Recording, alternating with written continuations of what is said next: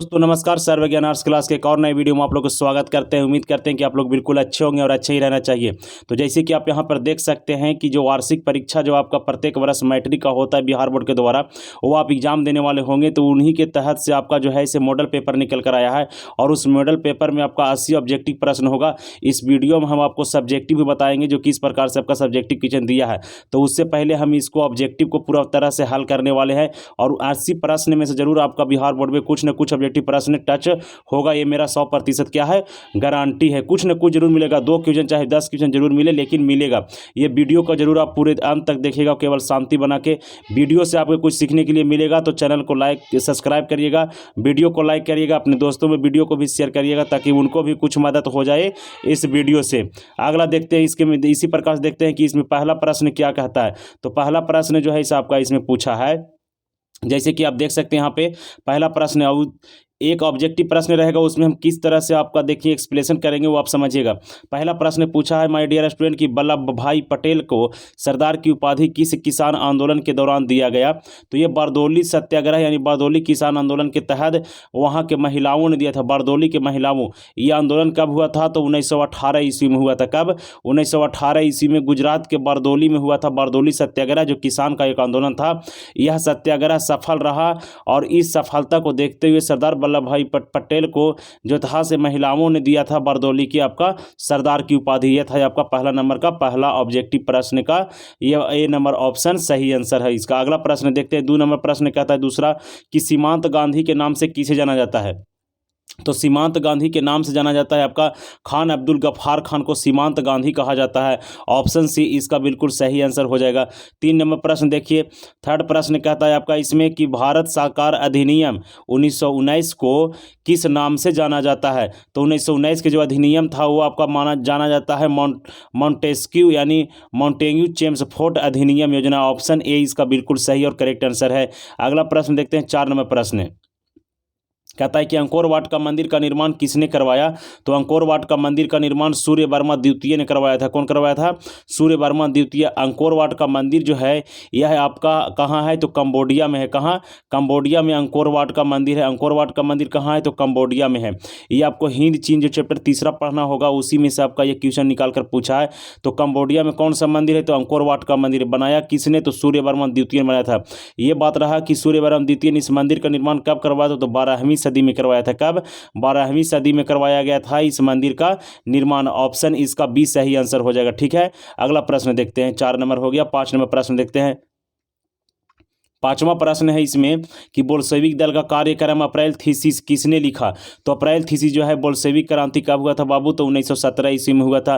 Bolshevik क्रांति का नेता कौन था? तो लेनिन था। तो इसका भी आंसर क्या हो जाएगा? लेनिन। क्या हो जाएगा? लेनिन। कमेंट बॉक्स में कमेंट करके बताइएगा कि लेनिन की मृत्यु कब हुआ। ठीक है, अगला प्रश्न देखते हैं आपका 6 नंबर प्रश्न, अंतर्राष्ट्रीय मजदूर दिवस कब मनाया जाता है। तो अंतर्राष्ट्रीय मजदूर दिवस पूरा दुनिया में 1 मई को मनाया जाता है। 1 मई को अंतर्राष्ट्रीय मजदूर दिवस मनाया जाता है।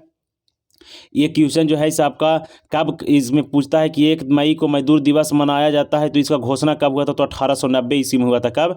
1890 ईस्वी में। अगला प्रश्न देखते हैं। 6 नंबर प्रश्न हो गया। 7 नंबर प्रश्न कहता है समाजवादियों का बाइबल किसे कहा जाता है। तो समाजवादियों का बाइबल है जो आपका दास कैपिटल को कहा जाता है। किसे? दास कैपिटल को कहा जाता है समाजवादियों का बाइबल। और ये पुस्तक जो लिखे थे वह दास कैपिटल जो लिखे थे वह कार्ल मार्क्स लिखे थे। कौन? कार्ल मार्क्स लिखे थे। कार्ल मार्क्स लिखे थे। कब लिखे थे? तो 1867 ईस्वी में। कब? 1867 ईस्वी में दास कैपिटल पुस्तक की रचना कार्ल मार्क्स। कब? 1867। इसलिए दास कैपिटल को समाजवादियों का क्या कहा जाता है? बाइबल कहा जाता है। अगला प्रश्न देखते हैं। 8 नंबर कहता है रक्त एवं लौह की नीति का अवलंबन किसने किया। रक्त और लौह की नीति का अवलंबन किसने किया। तो बिस्मार्क ने किया था। किसने? बिस्मार्क ने किया था रक्त एवं लौह की नीति का अवलंबन। ऑप्शन सी इसका बिल्कुल सही आंसर हो जाएगा। अगला प्रश्न देखते हैं। 8 हो गया। 9 नंबर प्रश्न देखते हैं। 9 नंबर प्रश्न इसमें पूछा है प्यारे स्टूडेंट कि निम्नलिखित में से कौन प्राकृतिक आपदा नहीं है। तो इनमें से बताना है कि कौन प्राकृतिक आपदा नहीं होगा। तो सुनामी जो है सबका प्राकृतिक आपदा है। भूकंप जो है सबका प्राकृतिक आपदा है। बाढ़ जो है सबका प्राकृतिक आपदा है। तो महामारी जो है सबका प्राकृतिक आपदा नहीं है। तो ऑप्शन डी इसका बिल्कुल करेक्ट और सही आंसर हो जाएगा। अगला प्रश्न प्रश्न देखते हैं आपका, कहता है कि 1934 ईस्वी में बिहार में किस प्राकृतिक आपदा का सामना किया था। तो बहुत भयंकर भूकंप आया था 1934 ईस्वी में और पूरा बिहार को चौपट कर कर चला गया था ये। तो ऑप्शन सी इसका बिल्कुल सही आंसर होगा, भूकंप हो जाएगा इसका सही आंसर ऑप्शन सी। अगला प्रश्न देखते हैं 11 नंबर प्रश्न। 11 नंबर प्रश्न है इसमें कि कच्छ प्रदेश किस भूपटीय क्षेत्र से संबंधित है। तो ये जो भूकंपीय पेटी है ये आपका जोन 5 में आता है। कहाँ? जोन 5 में। और कच्छ जो है इसे आपका कहाँ पड़ता है? तो गुजरात में पड़ता है। कहाँ? गुजरात में आपका कच्छ राज्य स्थित। कच्छ जो है से गुजरात राज्य में स्थित है। कच्छ एक जिला है। कच्छ भारत का सबसे बड़ा जिला है, ये भी आपको याद रखना है। 12 नंबर प्रश्न देखिए, 12 नंबर प्रश्न कहता है कि महासागर तल में कंपन को क्या कहते हैं। तो महासागर तल में जो कंपन होता है उसे सुनामी कहा जाता है। क्या कहता है? सुनामी। ऑप्शन सी इसका बिल्कुल सही आंसर हो गया। 13 नंबर प्रश्न। 13 नंबर प्रश्न कहता है कि मलबे के नीचे दबे हुए लोगों का पता लगाने के लिए किस यंत्र की मदद ली जाती है। अगर भूकंप आया तो उसके अंदर दब कर गया था, तो कोई व्यक्ति दब गया है तो उसे पता लगाने के किसका उपयोग किया जाता है। तो इंफ्रारेड कैमरा का उपयोग किया जाता है। किसका? इंफ्रारेड कैमरा का उपयोग किया जाता है। ऑप्शन बी इसका बिल्कुल सही आंसर है। वीडियो पसंद आ रहा है तो वीडियो को लाइक जरूर करिएगा। चैनल पर नए होंगे तो चैनल को सब्सक्राइब करिएगा। अपने दोस्तों को भी इस चैनल से जुड़ने के लिए बोलिएगा और वीडियो को लाइक करिएगा तो हमें बहुत बड़ा मोटिवेट मिलता है। चलिए अब 14 नंबर प्रश्न कहता है इसमें कि भारत का संविधान सभा का गठन कब किया गया। तो भारत की संविधान सभा का गठन किया गया था 1946 ईस्वी में। कब? 1946 ईस्वी में। इसका पहला बैठक, संविधान सभा की पहली बैठक 9 दिसंबर को हुआ था। कब? 9 दिसंबर 1946 ईस्वी को। और इस पहली बैठक में सच्चिदानंद सिन्हा को संविधान सभा का अस्थायी सदस्य नियुक्त किया गया था। और दूसरा बैठक 11 दिसंबर 1946 ईस्वी को हुआ।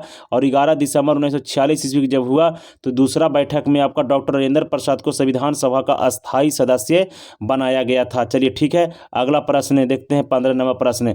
15 नंबर प्रश्न कहता है नकुरमा कहाँ के राष्ट्रपति बने थे या चुने गए थे। तो नकुरमा जो था सो आपका घाना के राष्ट्रपति बने थे। कहाँ के? घाना। ऑप्शन सी इसका बिल्कुल सही आंसर है। घाना जो है इसे आपका एक अफ्रीकन कंट्री है। अगला प्रश्न देखते हैं 16 नंबर। कहता है इसमें कि राजनीतिक दलों की मान्यता और उनका चुनाव चिन्ह जो होता है इसे कौन प्रदान करता है। तो राजनीतिक दल को मान्यता कौन देता है, चुनाव चिन्ह कौन प्रदान करेगा। तो निर्वाचन आयोग करेगा। कौन करेगा? निर्वाचन आयोग करेगा। ऑप्शन सी इसका बिल्कुल सही और करेक्ट आंसर हो जाएगा। 17 नंबर प्रश्न देखिए, कहता है कि बिहार के विकास के बिना भारत का विकास संभव नहीं है, यह किसने कहा था। कितना बड़ा बात बोले थे, कौन महान पुरुष है। देखिए इसमें कहता है बिहार के विकास के बिना भारत का विकास संभव नहीं है, यह किसने कहा। तो ये कहे थे आपका एपीजे अब्दुल कलाम ने। किसने? एपीजे अब्दुल कलाम ने कहा था कि बिहार का विकास जब तक नहीं होगा तब तक भारत का विकास असंभव है, यानी संभव नहीं है। अगला प्रश्न देखिए, कहता है कि भारत में योजना आयोग का गठन कब किया गया। तो योजना आयोग का गठन किया गया था 15 मार्च 1950 ईस्वी को। कब किया गया? 15 मार्च 1950 ईस्वी को आपका जो है इस योजना आयोग की स्थापना किया गया था।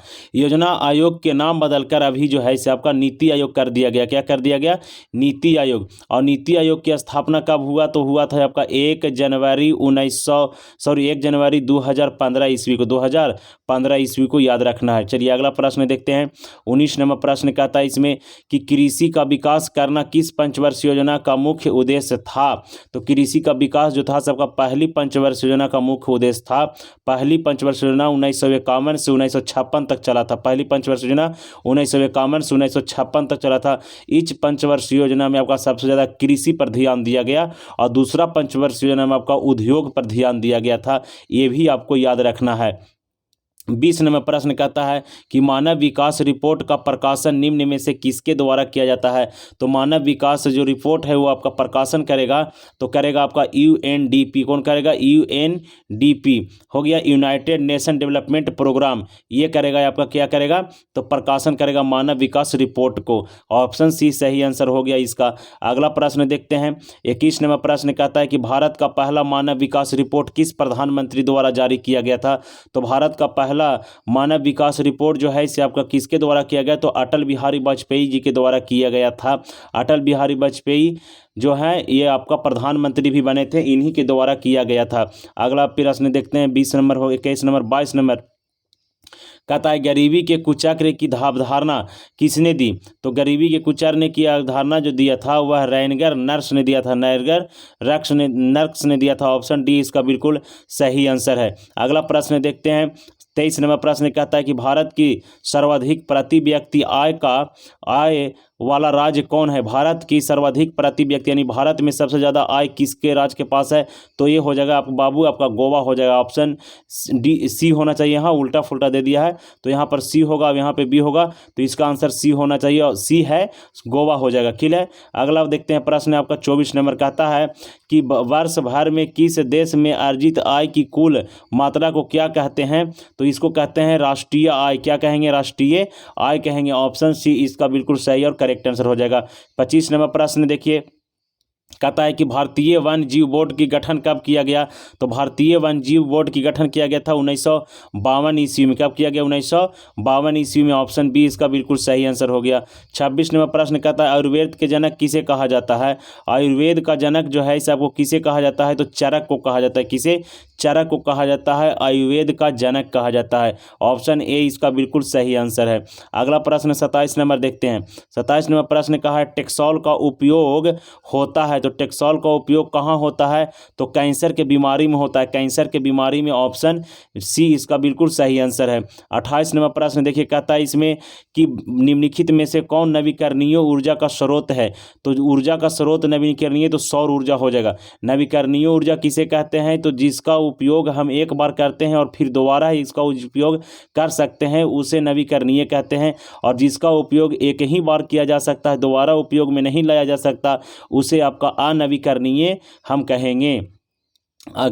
29 नंबर प्रश्न कहता है भारत का सबसे लंबा बांध कौन है, तो भारत का सबसे लंबा बांध आपका हीराकुंड बांध है। कौन हो जाएगा बाबू, हीराकुंड बांध भारत का सबसे लंबा बांध है, जो आपका कहाँ है, तो उड़ीसा राज्य में है। किस राज्य में है, उड़ीसा में है। किस नदी पर है, तो महानदी पर है। किस नदी पर, महानदी पर स्थित है। कौन सा बांध, तो आपका हीराकुंड बांध। क्लियर। अगला प्रश्न देखते हैं 30 नंबर प्रश्न। 30 नंबर प्रश्न कहता है कि कहलगांव तापीय विद्युत परियोजना कहाँ है, तो कहलगांव जो है इसे आपका बिहार में है, और बिहार के किस जिला में, तो भागलपुर में है। कहाँ, भागलपुर में आपका कहलगांव तापीय विद्युत परियोजना है। हो गया। अगला प्रश्न देखते हैं 30 नंबर हो गया। 31 नंबर भूकंप की आर्थिक विनाशकारी तरंग है, तो एस जो है इसे आपका सबसे ज़्यादा आपका क्या करता है, प्रभाव में लेकर आता है। कौन, एस जो है सबसे ज़्यादा प्रभावित करता है, सेकेंडरी यानी दूसरा तरंग। अगला प्रश्न हो गया बाबू 32 नंबर कहता है निम्नलिखित में से किस नदी को बिहार का शोक कहा जाता है, तो कोसी नदी को बिहार का शोक कहा जाता है। कोसी नदी को क्या कहा जाता है, बिहार का शोक। ऑप्शन सी बी इसका बिल्कुल सही आंसर होगा। ऑप्शन बी इसका सही आंसर होगा। ठीक है। अगला प्रश्न देखते हैं 33 नंबर प्रश्न कहता है सहकारिता प्रांतीय सरकारों का हस्तांतरण योग्य विषय कब लगी, तो कब बनी, तो 1919 ईस्वी में बना था। कब, 1919 ईस्वी में। ऑप्शन बी इसका बिल्कुल क्या है, सही और करेक्ट आंसर है। 33 नंबर हो गया। 34 नंबर प्रश्न। 34 नंबर प्रश्न कहता है कि मैग्नीज उत्पादन में अग्रणी राज्य कौन है, तो मैग्नीज उत्पादन में आपका अग्रणी राज्य जो हो जाएगा सो उड़ीसा हो जाएगा। कौन सा, उड़ीसा। मैग्नीज भारत में सबसे ज़्यादा उड़ीसा में होता है, और बॉक्साइट भी याद रखना है आपको कि बॉक्साइट का भी सबसे ज़्यादा उत्पादन जो होता है सबका कहाँ होता है, तो ये होता है उड़ीसा में। ठीक है। अगला प्रश्न 35 नंबर प्रश्न निम्नलिखित में से कौन लौह अयस्क का एक प्रकार है, तो हेमाटाइट। देखिए हेमाटाइट जो है इसे आपका लौह अयस्क का प्रकार है, बाकी कोयला का प्रकार है लिग्नाइट और बिटुमिनस। ठीक है। तो ऑप्शन बी इसका बिल्कुल सही आंसर हो जाएगा। अगला प्रश्न बाबू भाखड़ा नांगल परियोजना किस नदी पर बनी है, तो भाखड़ा नांगल परियोजना जो है इसे आपका पंजाब में है। कहाँ है, पंजाब में। किस राज्य में है, तो पंजाब में है, और पंजाब में है तो किस नदी पर होगा, तो सतलज नदी पर होगा। कौन नदी पर, सतलज नदी पर। भाखड़ा नांगल बांध कौन नदी पर बनाया गया, तो सतलज नदी पर बनाया गया है। किस राज्य में है, तो पंजाब में है। ओके। अगला प्रश्न 37 नंबर देखिए बाबू। 37 नंबर प्रश्न है इसमें कि निम्नलिखित में से कौन भारत का पहला स्वदेशी प्रयास से बना परमाणु विद्युत केंद्र। बहुत आसान क्वेश्चन है, इसको आप लोग कमेंट बॉक्स में कमेंट करके बताइएगा कि जो भारत का पहला है वो आपका कहाँ कौन वाला होगा से। हालांकि इतना जान लीजिए कि तारापुर नहीं होगा, या अमेरिका से। बाकी 3 गो आपको हम ऑप्शन दे रहे हैं, बताना है आपको 3 गो में से छाट कर। कमेंट बॉक्स में कमेंट करके बताइएगा बबुआ कि कितना आप लोग पढ़े हैं और कितना पढ़ाकू हैं इससे। ठीक है।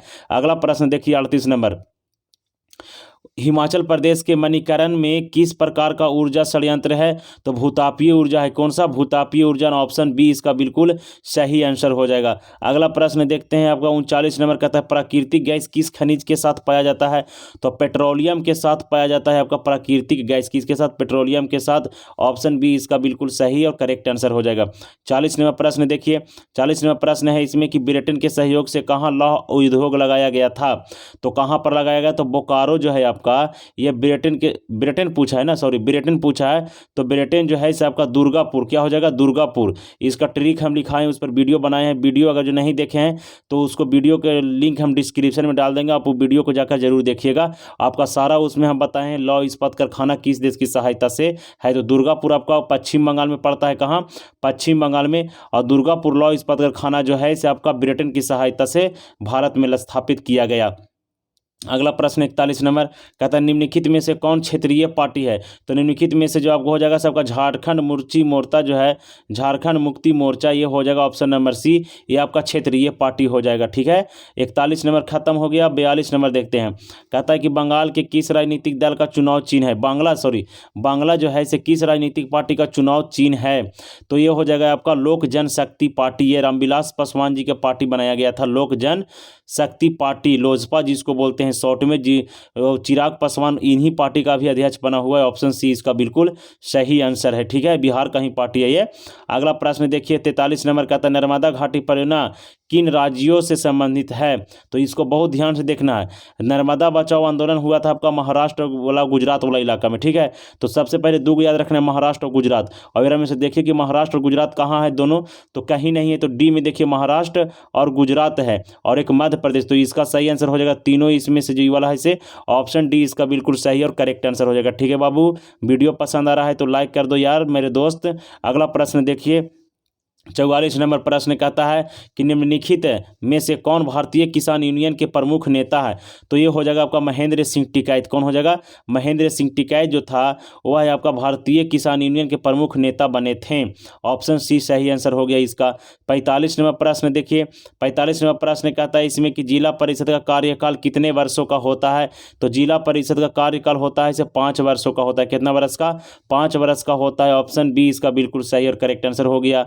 अगला प्रश्न हो गया 46 में पंचायती राज प्रणाली की शुरुआत कहाँ से हुई? तो पंचायती राज प्रणाली का शुरुआत हुआ था सबसे पहले आपका कहाँ से बाबू? तो ये हुआ था आपका बी महाराष्ट्र से, सॉरी राजस्थान से हुआ था। कहाँ से? राजस्थान से हुआ था। ऑप्शन बी इसका बिल्कुल सही और करेक्ट आंसर है।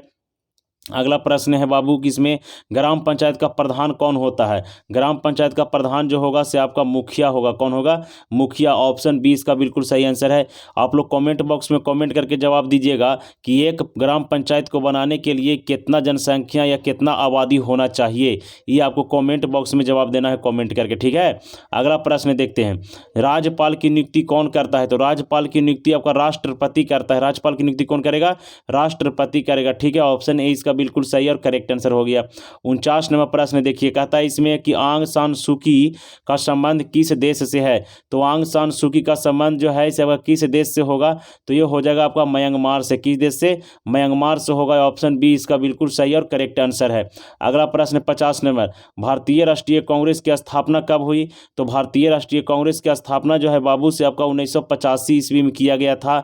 कौन किए थे? तो ए ओ ह्यूम किए थे। कौन? ए ओ ह्यूम ने किया था। ठीक है, इसका पहला अधिवेशन मुंबई में हुआ था 1986 ईस्वी में। तो इसका स्थापना कब हुआ? 1985 ईस्वी में ए ओ ह्यूम ने किया था इसका स्थापना। 51 नंबर प्रश्न कहता है बोलेविया में जन संघर्ष का मुख्य कारण क्या है? यानी बोलेविया में जो जनता का संघर्ष हुआ वह क्या कारण था? तो पानी की कीमत में वृद्धि कर दिया गया था, इसीलिए वहां पर बोलेविया में क्या हुआ? जन संघर्ष हुआ। याद रखना आपको, पानी की कीमत में वृद्धि। ऑप्शन ए इसका बिल्कुल सही और करेक्ट आंसर हो जाएगा। अगला प्रश्न देखते हैं। कहता है निम्न में से किस पत्र ने रातों रात वर्नाकुलर प्रेस एक्ट से बचने के लिए अपनी भाषा को बदल दिया था? तो अमृत बाजार पत्रिका जो था वह रातों रात जो था से अपना भाषा को चेंज कर दिया। अमृत बाजार पत्रिका जो था से आपका बांग्ला भाषा में छपता था। कौन भाषा में? बांग्ला भाषा में। और रॉलेट वर्नाकुलर प्रेस एक्ट के दर से रातों रात जो था यह अंग्रेजी भाषा में कर लिया। कौन सा भाषा में बाबू? अंग्रेजी भाषा में कर लिया। ये इसके किसके द्वारा यह पत्रिका अथी किया गया था? तो यह किया गया था घोष के द्वारा। कौन घोष के द्वारा? तो मोतीलाल घोष के द्वारा, मोतीलाल घोष के द्वारा यह पत्रिका जारी किया गया था। ठीक है, ऑप्शन बी इसका बिल्कुल सही और करेक्ट आंसर है। 52 नंबर प्रश्न क्लियर। 53 नंबर कहता है विश्व में सर्वप्रथम मुद्रण की शुरुआत कहाँ हुई? तो सर्वप्रथम मुद्रण की शुरुआत चीन में हुआ। कहाँ? चीन में। ऑप्शन ए इसका बिल्कुल सही आंसर हो जाएगा। 53 हो गया। 54 नंबर प्रश्न कहता है निम्नलिखित में से किस सम्मेलन में जर्मनी की क्षतिपूर्ति राशि को कम कर दिया गया था? तो लौसेनो की सम्मेलन। कौन सा हो जाएगा? लौसेनो की सम्मेलन। ऑप्शन डी इसका बिल्कुल सही और करेक्ट आंसर हो जाएगा। ठीक है, अगला प्रश्न देखते हैं। 55 नंबर बाबू कहता है इसमें कि अमेरिका ने न्यू डील की किसने लागू किया?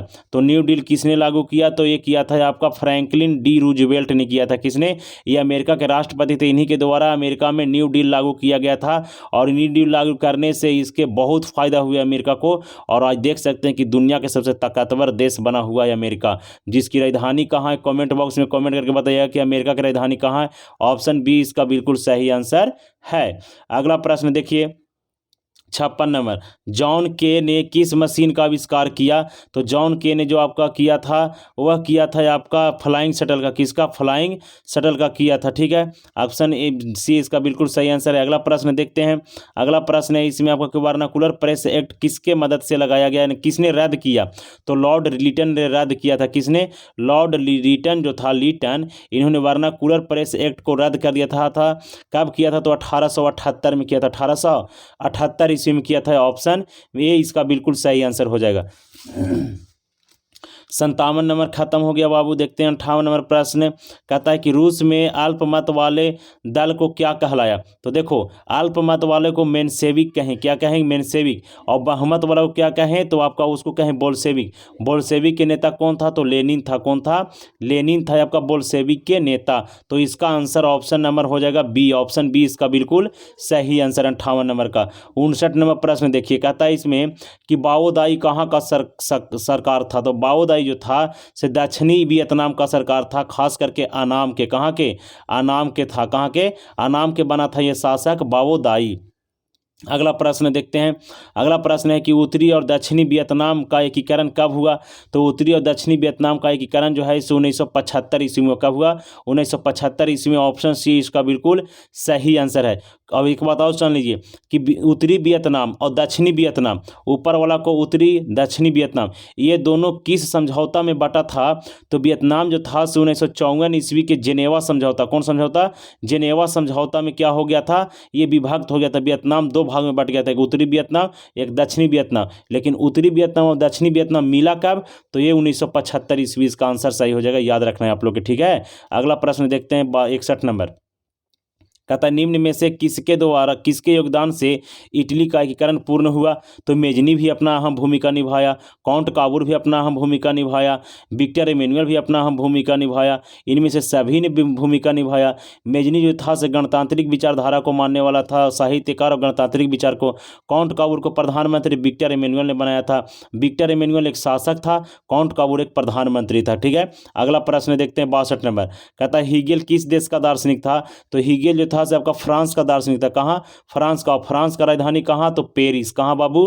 तो पेरिस है जो आपका फ्रांस की राजधानी है। ठीक है, ऑप्शन ए इसका बिल्कुल सही और करेक्ट आंसर हो जाएगा। 62 नंबर खत्म हो गया। 63 नंबर प्रश्न देखते हैं कहता है कि जर्मन राइन राज्य का निर्माण किसने किया था? तो जर्मन राज्य राइन संघ का जो स्थापना था से वो आपका नेपोलियन बोनापार्ट ने किया। ये किया था आपका 1806 ईस्वी में। कब किया? 1806 ईस्वी में किया था। जब 1806 ईस्वी में इसका स्थापना किया तो उस समय कितना जर्मन राज्य संघ में देश था? तो आपका 39 रियासत है। कितना? 39। इस प्रकार से हम क्वेश्चन का आंसर दिए। ऑप्शन बी इसका बिल्कुल सही आंसर हो जाएगा। 64 नंबर कहता अंतर्राष्ट्रीय महिला दिवस किस वर्ष घोषणा किया गया या किस संस्था के द्वारा किया गया? तो अंतर्राष्ट्रीय महिला दिवस जो मनाने की घोषणा किया गया वो संयुक्त राष्ट्र संघ के द्वारा किया गया। कहीं आपको शॉर्ट में लिखा हुआ रहेगा ANO, यूनाइटेड नेशन ऑर्गेनाइजेशन, संयुक्त राष्ट्र संघ। ये घोषणा कब किया गया था? तो 1975 ईस्वी में किया गया था UNO के द्वारा। और भारत में नहीं पूरा दुनिया में महिला दिवस 8 मार्च को मनाया जाता है। तो महिला दिवस कब मनाया जाएगा? तो 8 मार्च को। किसके द्वारा घोषित किया गया? तो संयुक्त राष्ट्र संघ संघ के द्वारा। कब किया गया? तो 1975 ईस्वी में। और कितना बढ़िया से बताएं, आप ही लोग बताओ। अगला प्रश्न देखते हैं 65 नंबर। कहता है टका किस देश का मुद्रा है? तो टका जो है इसे आपका बांग्लादेश का मुद्रा है। कहाँ के? बांग्लादेश का मुद्रा क्या है बाबू? तो टका है। 65 हो गया। 66 नंबर। बिहार में पहला क्षेत्रीय ग्रामीण बैंक कब? तो बिहार में पहला जो है इसे आपका क्षेत्रीय ग्रामीण बैंक की बात करेगा तो इसको कमेंट बॉक्स में कमेंट करके बताइएगा। और सुन लीजिए, प्रोफेसर मोहम्मद यूनिस खान ने आपका ग्रामीण बैंक की स्थापना किया था, ठीक है, बिहार में। और कब किया इसको कमेंट बॉक्स में कमेंट करके बताइएगा। अगला प्रश्न देखते हैं 67 नंबर प्रश्न कहता है इसमें केंद्रीय सरकारी बैंक किस स्तर पर काम करती है?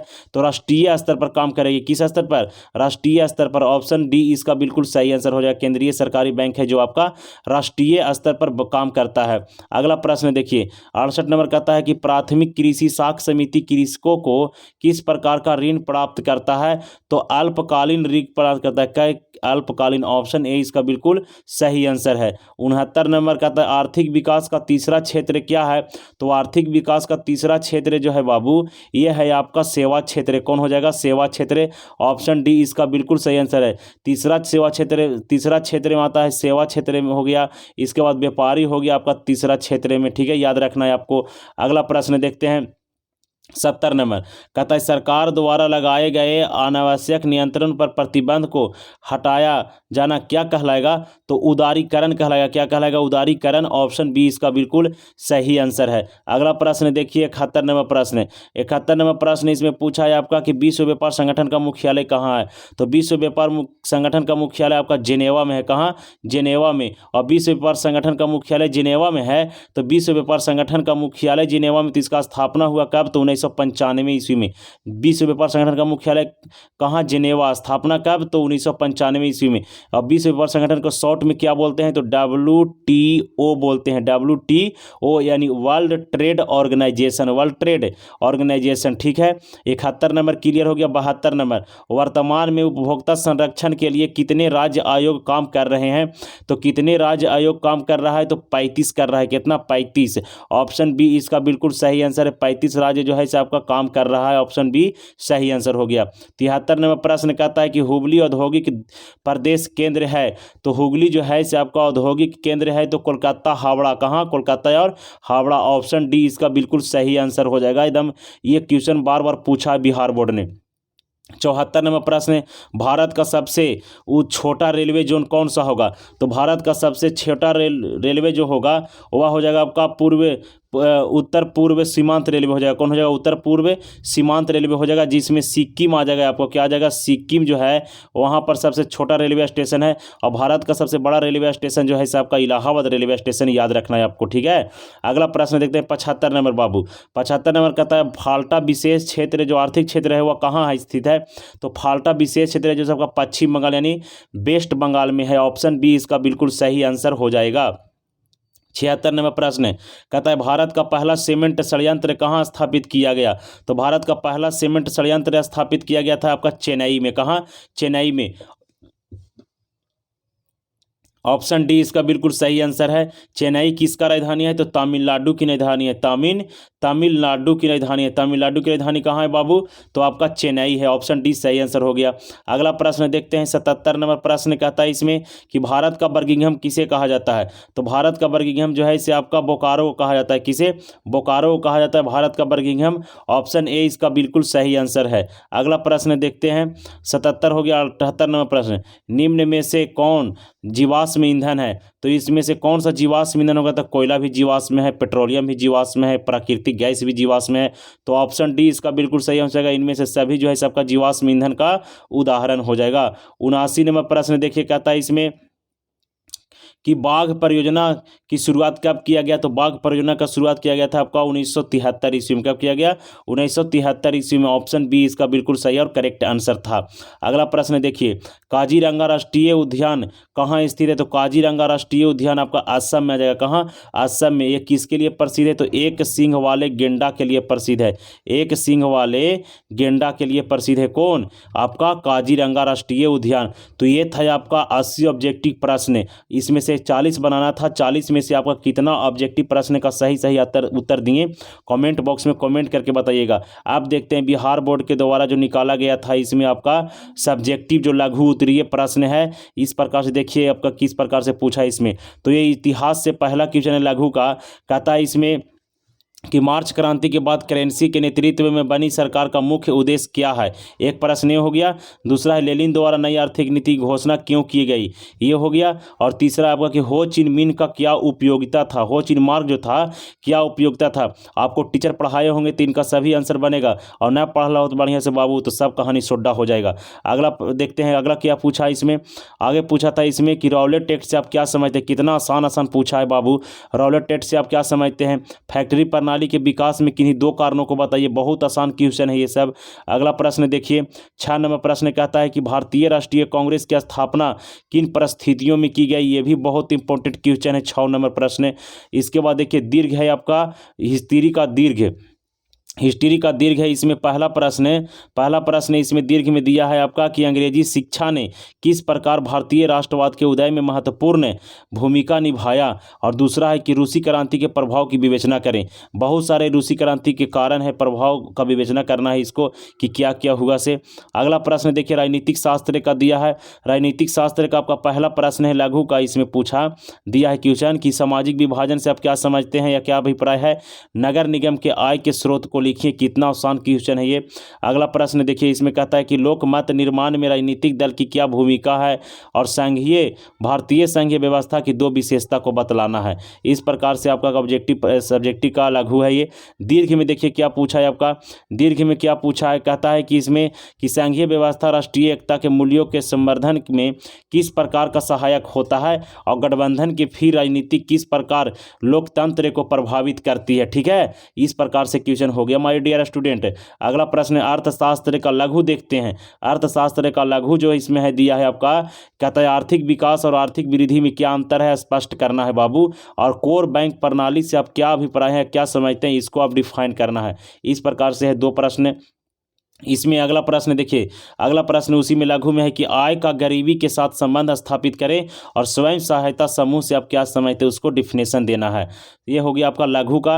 और इसके बाद देखते हैं अर्थशास्त्र का दीर्घ क्या कह रहा है। तो अर्थशास्त्र का दीर्घ दिया है वैश्वीकरण के घटकों को विस्तार से लिखना है कि वैश्वीकरण के घटक क्या क्या थे, उसको विस्तार से डिफाइन करना है। और 20 नंबर प्रश्न है इसमें कि आपका राष्ट्रीय आय का अर्थ बताइए और इसकी गणना की प्रमुख विधियों को चर्चा करना है। ये आपका इकोनॉमिक प्रश्न का दिया है दीर्घ का। अगला प्रश्न है आपका जो आएगा सो आपका ज्योग्राफी का आएगा, जिसमें लघु उत्तरीय प्रश्न को देखते हैं क्या क्या है इसमें। पहला है इसमें कि स्वर्णिम चतुर्भुज मार्ग क्या है, तो ये सड़क से है। ऑप्शन ये वाला बिल्कुल बढ़िया प्रश्न है। 2 धात्विक खनिजों का नाम लिखिए, ये भी बहुत इंपॉर्टेंट प्रश्न है। सौर ऊर्जा का उत्पादन कैसे होता है। कितना महत्वपूर्ण और अच्छा प्रश्न बनाया है, वाह, इतना मजेदार क्वेश्चन है। अगला प्रश्न देखिए, कहता है जैव विविधता क्या है, इसको भी बताना है आपको। बायोडाइवर्सिटी इसका अंग्रेजी में बोलते हैं। 25 का जनसंख्या घनत्व से आप क्या समझते हैं, ये भी बहुत आसान क्वेश्चन है, सारा स्थान क्वेश्चन है आपका। अगला प्रश्न 26 नंबर कि समय गहनता को प्रभावित करने वाला किन्हीं 2 कारकों के लिए टॉप आपके लिए हो सकता है, लेकिन और सब प्रश्न जो है इसे बहुत आसान है। दीर्घ देखते हैं आपका ज्योग्राफी का दीर्घ प्रश्न देखिए, 2 प्रश्न है दीर्घ का। इसमें पहला कि सतत विकास की अवधारणा की व्याख्या करें। सतत विकास की अवधारणा क्या करना है बाबू, व्याख्या करना है। इसके बाद हरित क्रांति क्या है और भारतीय कृषि पर इसका क्या प्रभाव पड़ा। कितना महत्वपूर्ण प्रश्न है ये भी। 28 नंबर आप देखते हैं डिजास्टर मैनेजमेंट से यानी आपदा प्रबंधन से आपका जो होगा से 2-2 नंबर का प्रश्न। पहला प्राकृतिक आपदा और मानव जनित आपदा में क्या अंतर है, ये बहुत इंपॉर्टेंट है और बहुत स्थान की बता देना है आपको कि प्राकृतिक आपदा और मानव जनित आपदा में क्या अंतर होगा। ठीक है। 30 नंबर प्रश्न कहता है कि सूखे के लिए जिम्मेदार कारकों को बताइए, यानी सुखाड़ जो होता है सूखता है उसका जिम्मेदार कौन कौन है, तो उसको बारे में बताना है। 31 नंबर प्रश्न कहता है कि सुनामी के विनाशकारी प्रभाव को कम करने के लिए क्या क्या उपाय है और सुदूर संवेदी उपग्रह क्या होता है, इसका भी जवाब देना है आपको। और अगला प्रश्न अब नहीं है। और ये देखिए इस प्रकार से आपका टोटल के टोटल आपका सारा समाप्त हुआ। ये वीडियो पसंद आया होगा तो लाइक करिएगा, अपने दोस्तों में शेयर करिएगा, मन करे तो चैनल को सब्सक्राइब करिएगा। कुछ सीखने के लिए मिला तो हमें मोटिवेट करने के लिए एक लाइक आप जरूर करिएगा। चलिए हमें दीजिए इजाज़त, तब तक के लिए जय हिंद जय भारत। मिलते हैं किसी नए वीडियो में एक नए जोश के साथ।